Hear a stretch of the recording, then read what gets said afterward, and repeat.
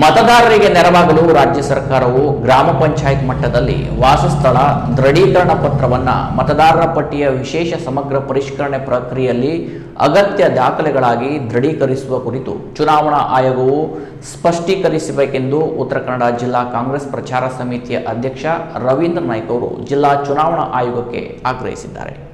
ಮತದಾರರಿಗೆ ನೆರವಾಗಲು ರಾಜ್ಯ ಸರ್ಕಾರವು ಗ್ರಾಮ ಪಂಚಾಯತ್ ಮಟ್ಟದಲ್ಲಿ ವಾಸಸ್ಥಳ ದೃಢೀಕರಣ ಪತ್ರವನ್ನು ಮತದಾರರ ಪಟ್ಟಿಯ ವಿಶೇಷ ಸಮಗ್ರ ಪರಿಷ್ಕರಣೆ ಪ್ರಕ್ರಿಯೆಯಲ್ಲಿ ಅಗತ್ಯ ದಾಖಲೆಗಳಿಗಾಗಿ ದೃಢೀಕರಿಸುವ ಕುರಿತು ಚುನಾವಣಾ ಆಯೋಗವು ಸ್ಪಷ್ಟೀಕರಿಸಬೇಕೆಂದು ಉತ್ತರ ಕನ್ನಡ ಜಿಲ್ಲಾ ಕಾಂಗ್ರೆಸ್ ಪ್ರಚಾರ ಸಮಿತಿ ಅಧ್ಯಕ್ಷ ರವೀಂದ್ರ ನಾಯ್ಕ ಅವರು ಜಿಲ್ಲಾ ಚುನಾವಣಾ ಆಯೋಗಕ್ಕೆ ಆಗ್ರಹಿಸಿದ್ದಾರೆ. ವಿಶೇಷ ಸಮಗ್ರ ಪರಿಷ್ಕರಣೆಯಲ್ಲಿ ಭಾರತದ ಪೌರತ್ವ ಸಾಬೀತುಪಡಿಸುವ ದಾಖಲಾತಿ ಪಟ್ಟಿಯಲ್ಲಿ ಶಾಶ್ವತ ನಿವಾಸಿ ಪ್ರಮಾಣ ಪತ್ರ ಒದಗಿಸಲು ಅವಕಾಶ ನೀಡಿದೆ.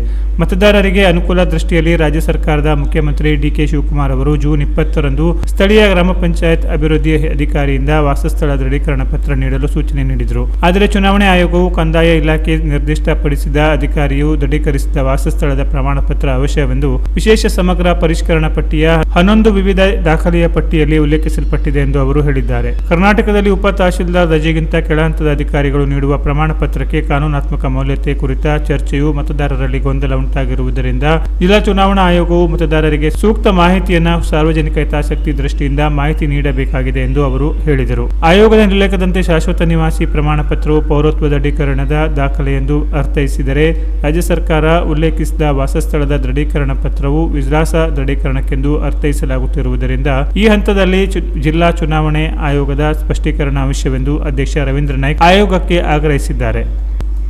Canara plus news, Sirsi.